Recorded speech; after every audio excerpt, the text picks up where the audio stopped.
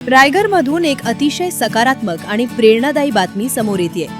पंतप्रधान नरेंद्र मोदी यांनी नुकतंच देशातील नागरिकांना काटकसरीचं आवाहन केलं होतं। वाढत्या जागतिक संकटामुळे इंधनावर चालणाऱ्या वाहनांचा वापर कमी करण्याचं त्यांनी सांगितलं होतं।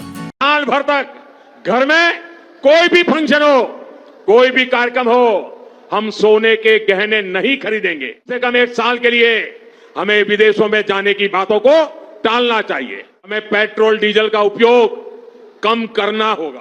पंतप्रधानांच्या याच आवाहनाला रायगडच्या पोलीस अधीक्षकांनी मोठा प्रतिसाद दिलाय।